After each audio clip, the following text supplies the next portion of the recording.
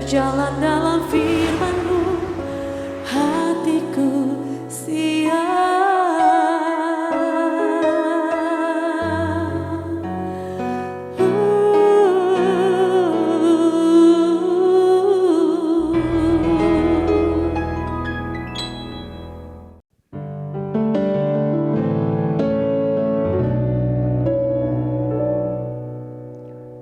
Salam, Godlover yang dikasih Tuhan, kiranya semua dalam keadaan sehat, diberkati Tuhan, bersuka cita bersama-sama dengan keluarga di rumah saat ini. Saudara-saudara yang dikasih oleh Tuhan, setelah kita melakukan semua aktivitas kita sepanjang hari, kita secara fisik menjadi lelah, kita butuh istirahat.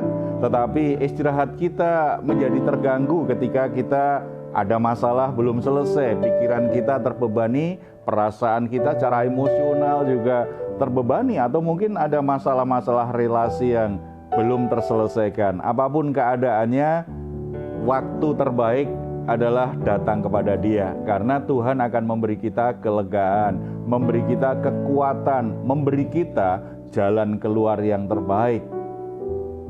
Marilah kepadaku semua yang letih lesu dan berbeban berat, aku akan memberi kelegaan kepadamu. Itu yang dikatakan Tuhan Yesus kepada kita. Oleh sebab itu, mari kita datang kepada Dia. Bawa semua permasalahan, bawa semua pergumulan yang sedang kita hadapi saat ini. Percayalah, Dia akan memberimu kelegaan dalam batinmu, sehingga saudara bisa beristirahat malam hari ini. Kita bersatu dalam doa.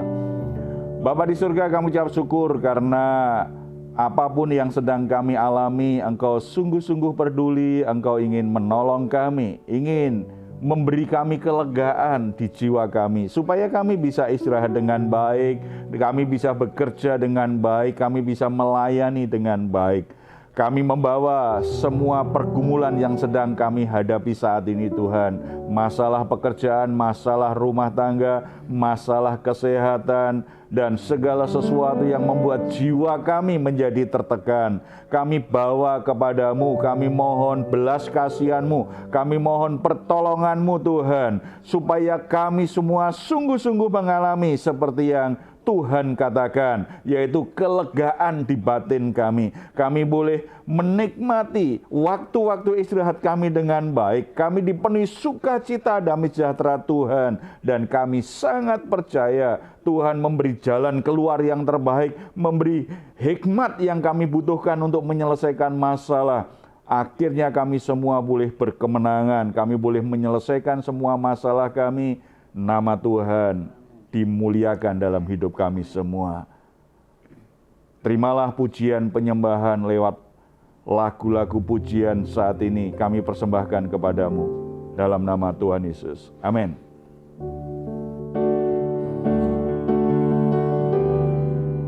Terima kasih Yesus, haleluya. Ku mau setia sampai akhir, melayani seumur hidupku, sampai ku dapatkan mahkota kehidupan di dalam kerajaan-Mu.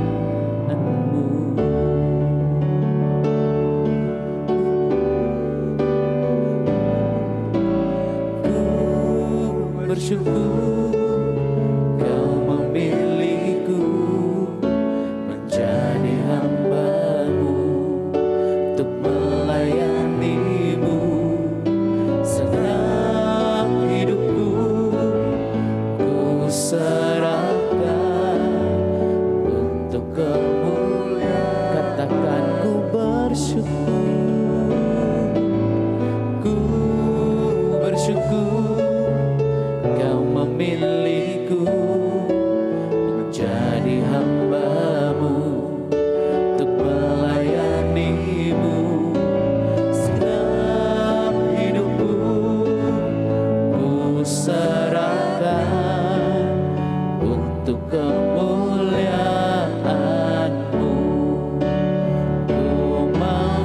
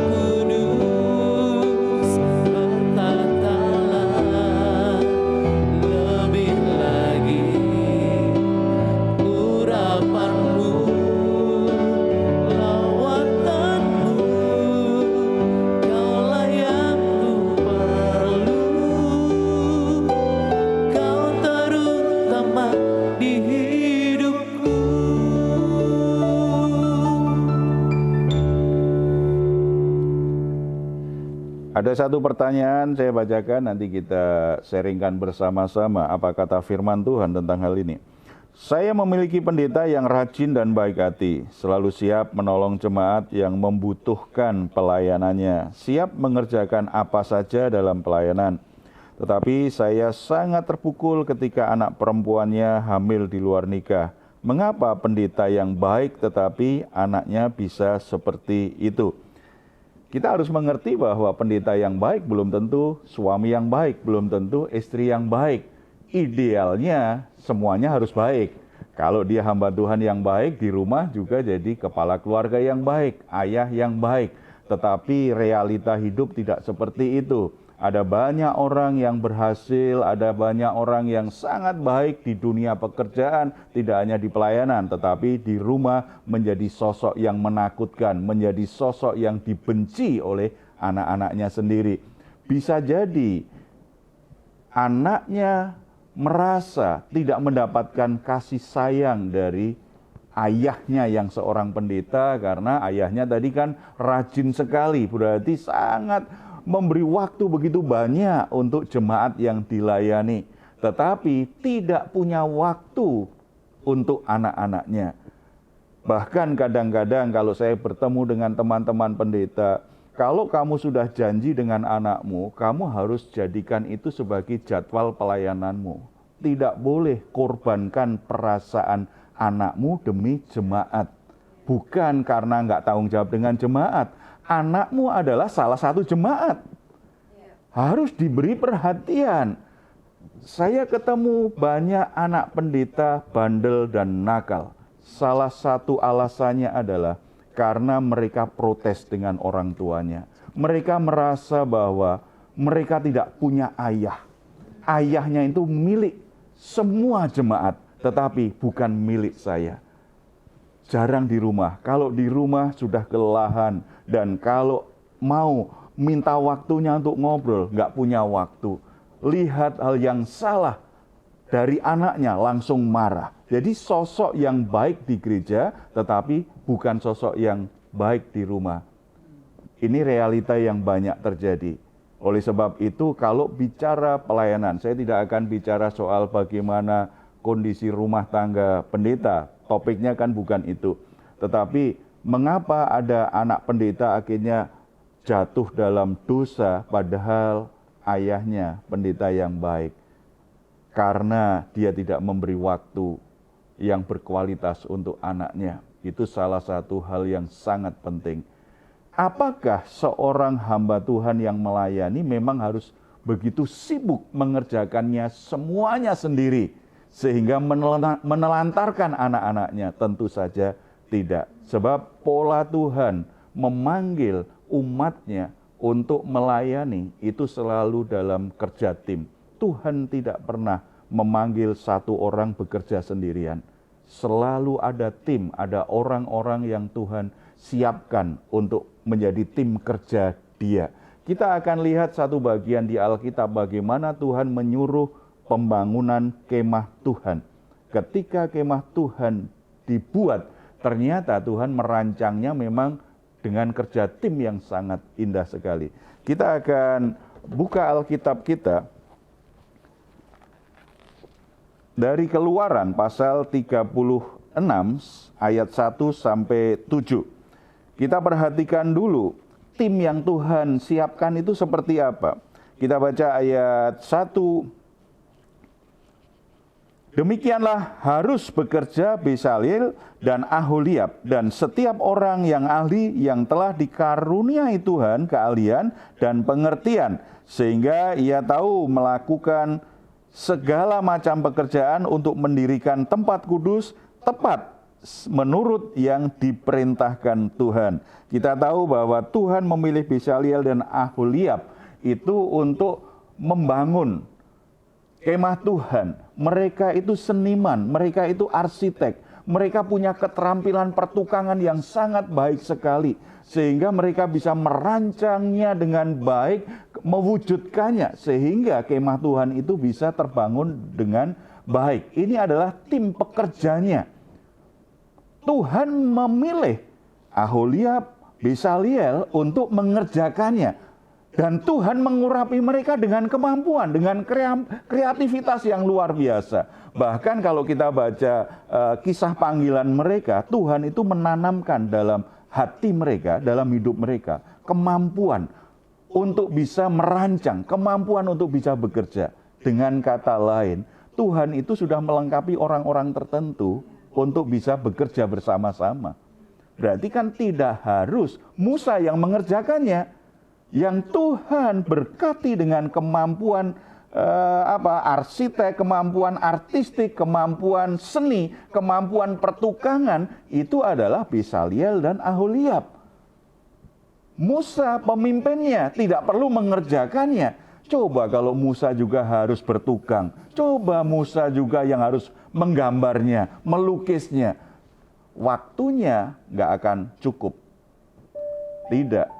Tuhan sudah menempatkan pekerja dengan kemampuan-kemampuan yang spesial, yang unik. Saudara-saudara, kalau dalam konteks perjanjian baru kita mengenal yang namanya karunia rohani. Tuhan telah menetapkan seseorang dengan karunia rohani tertentu. Semua kebutuhan pelayanan, tantangan pelayanan, sebenarnya Tuhan akan pilih dan lengkapi seseorang dengan kemampuan tertentu. Seorang pemimpin Tuhan tetapkan tidak untuk kerja sendirian, tidak untuk melakukan semuanya sendirian. Tuhan sudah tetapkan siapa orang-orang yang akan jadi tim kita. Jadi bagi Bapak Ibu yang melayani, pemimpin jemaat atau pemimpin pelayanan tertentu atau pemimpin komisi atau apa sajalah namanya di gereja, ketika saudara jadi koordinator atau jadi pemimpin, ingat, Tuhan rancang dan tetapkan saudara bukan untuk kerja sendirian, menguasai pelayanan sendirian. Semua diurus sendiri, tidak. Karena setiap orang punya tanggung jawab yang lain, terutama bagi yang sudah menikah. Dia punya tanggung jawab dengan keluarganya. Bagi yang masih bekerja, dia punya tanggung jawab dengan pekerjaannya. Tidak boleh atas nama pelayanan kita tidak bertanggung jawab dengan keluarga kita. Kita tidak bertanggung jawab dengan pekerjaan kita. Itu akan jadi batu sandungan. Tuhan sudah tetapkan orang-orang terbaik yang ada di sekitar kita. Dan mereka siap untuk bekerja bersama-sama dengan kita. Oleh sebab itu yang dilakukan Musa kemudian apa sebagai pemimpin? Kalau kita baca ayat 2 dan 3. Lalu Musa memanggil Besaliel dan Aholiab dan setiap orang yang ahli yang dalam hatinya telah ditanam Tuhan keahlian. Setiap orang yang tergerak hatinya untuk datang melakukan pekerjaan itu. Mereka menerima daripada Musa seluruh persembahan khusus yang telah dibawa oleh orang Israel untuk melaksanakan pekerjaan mendirikan tempat kudus. Tetapi orang Israel itu masih terus membawa pemberian sukarela kepada Musa tiap-tiap hari. Musa adalah tipe pemimpin yang punya rasa aman yang sangat luar biasa. Dia tidak hanya mempercayakan pekerjaan pembangunan itu kepada Besaliel dan Aholiab.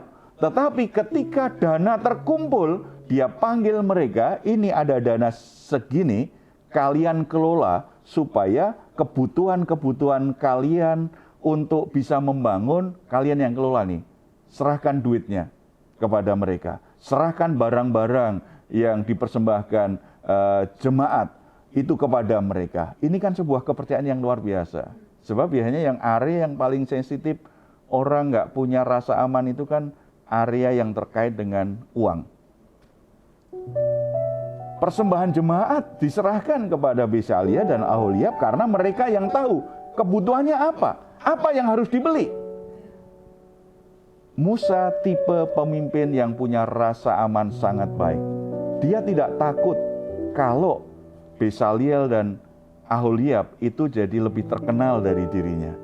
Jadi lebih menonjol dari dirinya karena mereka yang membuat. Pemimpin yang punya rasa aman ini biasanya akan mudah mempercayai orang lain, mendelegasikan pekerjaan. Nah, kalau orang bisa lakukan begitu, berarti kan pemimpin itu tidak terlalu capek terus. Tidak perlu dia kerjakan semuanya. Ada orang lain yang mengerjakan. Tugas dia membimbing, memonitor saja. dan minta laporan dari orang-orang yang bekerja. Tidak harus kerjakan sendirian. Problem banyak orang pelayanan, kalau dia semangat melayani, semuanya mau dikerjakan. Semua pelayanan dikerjakan. Setiap hari pelayanan, setiap hari harus ada sesuatu yang dilakukan. Tidak hanya keluarganya yang kurang waktu, untuk dirinya sendiri juga kurang waktu. Akibatnya banyak orang yang melayani justru penyakitnya banyak. Kelelahan, atau kalau enggak stres, tertekan. Karena menghadapi banyak masalah. Kalau orang sudah jadi stres, dia kelelahan secara fisik, dia kelelahan secara psikis, akhirnya sakit. Kalau toh tidak sakit, relasinya jadi buruk. Ini tipe orang yang sensitif dalam relasi. Sehingga gampang tersinggung, gampang sakit hati. Relasinya buruk. Ketika relasinya buruk dengan orang-orang sekitarnya, apalagi dengan tim kerjanya, akibatnya ada konflik. Ketika ada konflik tidak terselesaikan, ada perpecahan dalam pelayanan. Atau kalau tidak, akan kehilangan orang-orang terbaik yang Tuhan sudah taruh dalam hidupnya. Ini tidak hanya berlaku di gereja menurut saya, juga berlaku dalam dunia kerja. Pemimpin-pemimpin yang punya rasa aman, dia akan rela berbagi tugas. Dia akan belajar mempercayai orang-orang terbaiknya supaya mereka berkembang. Karena sesungguhnya pemimpin yang baik itu bukan pemimpin yang populer, pemimpin yang punya wibawa luar biasa, pemimpin yang ditakuti. Pemimpin yang baik adalah kalau dia bisa melahirkan pemimpin-pemimpin baru dalam kepemimpinannya. Dalam konteks pelayanan gereja juga seperti ini. Pemimpin yang baik akan melahirkan pemimpin-pemimpin yang baru karena mereka diberi kesempatan, mereka diberi kepercayaan. Pemimpin seperti ini tidak akan mengalami kelelahan dalam kepemimpinannya, dalam melakukan tugasnya. Punya banyak waktu yang cukup untuk anak-anaknya. Kalau dia punya waktu yang cukup berkualitas dengan anak-anaknya, saya yakin anak-anaknya bertumbuh sehat karena kebutuhan emosionalnya terpenuhi, kebutuhan akan merasa terlindungi itu terpenuhi karena ayahnya hadir, karena ibunya hadir. Saya pikir salah satu bagian pertobatan yang harus diingatkan dari orang-orang yang melayani adalah pelayanan itu menjadi candu dalam hidupnya. Sepertinya kalau nggak melayani berdosa. Sepertinya kalau istirahat itu berdosa. Kita harus punya waktu berkualitas. Kita harus punya hari Sabat untuk diri kita, di mana kita masih punya waktu berkualitas dengan Tuhan, dengan diri kita sendiri maupun dengan orang-orang di sekitar kita. Ini pertobatan yang harus selalu dilakukan. Karena memang kalau kita cinta Tuhan, senang pelayanan, kadang-kadang kita nggak kontrol waktu kita. Kita senang sibuk begitu, tetapi ada banyak orang yang kehilangan kita. Atau kita juga akan kehilangan anak-anak kita, kehilangan orang dekat kita. Padahal kita sibuk cari jiwa di luar, yang di rumah bisa hilang. Jadi saudara-saudara, hamba-hamba Tuhan maupun saudara yang melayani, kita perlu evaluasi, tata kembali waktu kita. Memiliki rasa aman itu menjadi salah satu solusi, supaya kita tidak harus terlalu sibuk setiap saat. Karena ada orang lain yang Tuhan taruh di tim kerja kita untuk bisa menangani hal-hal yang mungkin sebenarnya nggak perlu kita tangani langsung. Ada orang-orang yang lebih baik dari kita untuk melakukannya. Dan yang ketiga kalau kita baca, jadi yang pertama tim kerja Tuhan itu ternyata Tuhan kasih pemimpin, kemudian Tuhan kasih anggota tim kerjanya. Lebih ideal lagi, ini luar biasa, karena jemaat yang dipimpin meresponi pelayanan itu, program pelayanan itu luar biasa.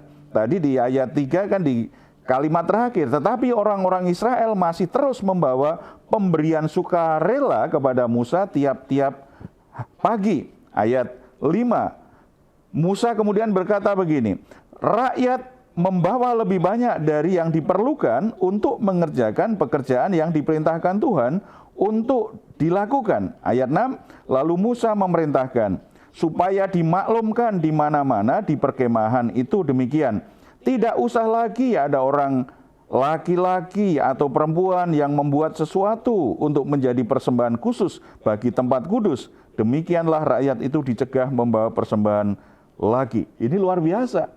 Jadi pemimpinnya punya rasa aman, dia berbagi tugas dengan tim kerjanya bekerja dengan baik. Jemaat meresponinya dengan sangat antusias karena pembangunan tempat kudus itu kan membutuhkan dana yang banyak, membutuhkan benda-benda yang diperlukan.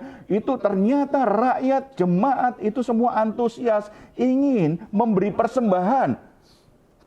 Saking semangatnya Musa akhirnya umumkan, sudah cukup. Sudah cukup, kalian nggak usah lagi memberi persembahan. Bukan berarti tidak perlu memberi persembahan lagi, enggak, untuk kebutuhan ini cukup. Rakyat antusias sekali. Dari sini saja kita tahu, berarti Musa itu tidak hanya pemimpin yang punya rasa aman, tetapi integritasnya luar biasa. Nah kalau kebutuhannya cukup, ngapain harus mengumpulkan dana lagi? Kan sudah cukup. Berarti sudahlah, berarti itu kebutuhan itu kalau kalian ingin memberi persembahan untuk kebutuhan yang lain. Berarti ini kan pengelolaan keuangannya bagus. Ada 3 yang Tuhan jadikan tim ternyata. Ada pemimpin, ada tim pekerja, dan jemaat. Ketika 3-tiganya itu bisa bergandengan tangan, bekerja bersama-sama, tempat kudus Tuhan terbangun dengan baik. Dalam konteks kita di gereja saat ini luar biasa kalau terjadi. Ada pemimpin rohani, ada tim pengerja, dan jemaat semua antusias melayani Tuhan bersama-sama. Apapun kondisi dan keadaan gerejamu saat ini, pasti akan maju, pasti akan berkembang, pasti akan diberkati Tuhan. Karena tim ini bekerja dengan sehati, sepikir untuk tujuan memuliakan Tuhan. Amen. Ini pasti terjadi. Tetapi kalau dari 3 komponen ini, ada satu yang tidak mendukung, ada satu yang tidak memposisikan dirinya dengan cara yang benar. Itu salah satu alasan mengapa kadang-kadang gereja kita alami banyak kendala untuk pertumbuhannya. Bagaimana dengan gereja saudara? Bagaimana keadaan pelayanan saudara saat ini? Mari kita ambil posisi yang benar, di mana tempat kita, dan lakukan bagian kita. Sambil kita berdoa supaya bagian yang lain dikerjakan saudara kita yang lain sesuai dengan tanggung jawabnya. Kita bersatu dalam doa. Bapa di surga, terima kasih karena Tuhan panggil kami menjadi anggota tim kerja ilahi. Tuhan ingin membangun gerejamu. Tuhan ingin membangun tempat kudusmu. Dan Tuhan sudah taruh orang-orang yang tepat, orang-orang yang terbaik. Ada pemimpin, ada pengerja, ada jemaat. Dan ketika itu bekerja bersama-sama, luar biasa ada sesuatu yang terjadi yang dari Tuhan. Bapa, Tuhan ingatkan kami, siapa kami dan di mana tempat kami saat ini.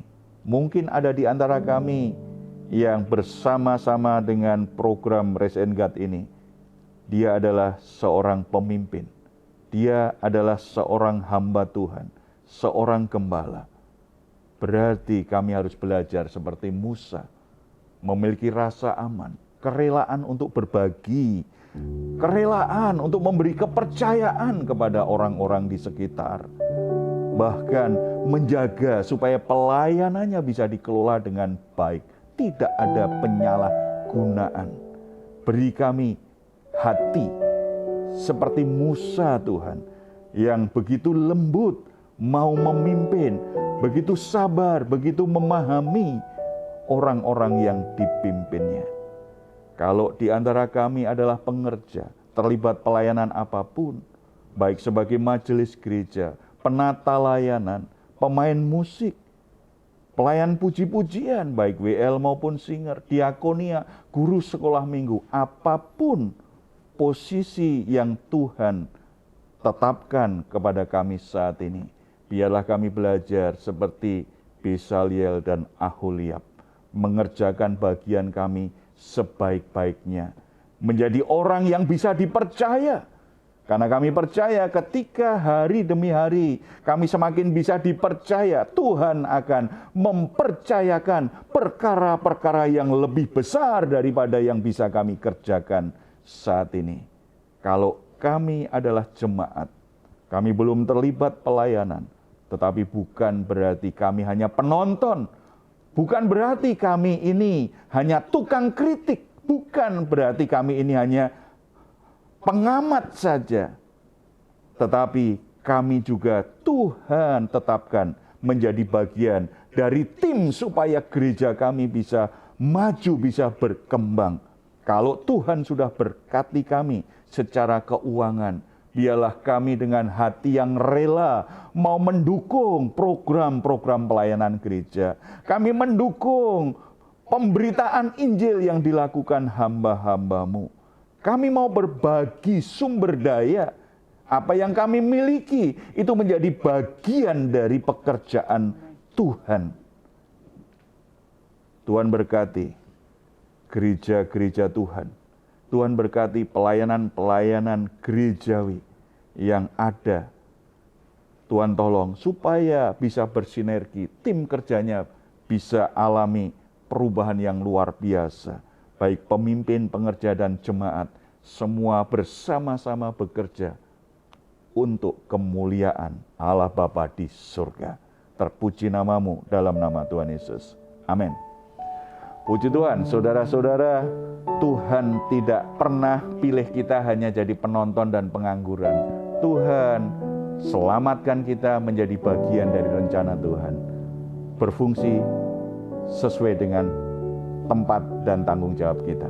Kalau saat ini saudara sedang menghadapi pergumulan, sedang mengalami masalah, saudara butuh sahabat doa, saudara butuh dukungan doa, silahkan untuk menuliskan pergumulan doa saudara di nomor telepon yang tertera di layar saudara. Tim doa kami akan mendukung saudara dalam doa. Apapun keadaanmu, tetap percaya Tuhan sanggup menolongmu. Kalau saudara ingin memberikan komentar, silakan menuliskannya di ruang komentar yang ada di channel Diaspora TV. Kami tunggu. Mazmur 4 ayat 8-9. Engkau telah memberikan sukacita kepadaku lebih banyak daripada mereka ketika mereka kelimpahan gandum dan anggur. Dengan tentram aku mau membaringkan diri lalu segera tidur. Sebab hanya Engkaulah ya Tuhan yang membiarkan aku diam dengan aman. Puji Tuhan, selamat malam, selamat beristirahat. Tuhan Yesus memberkati kita semuanya. Shalom.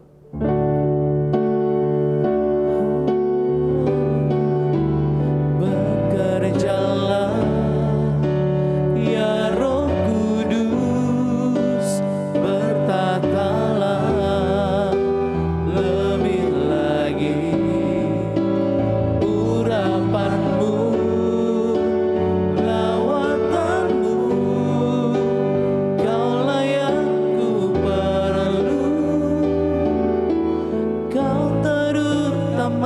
Di hidupku.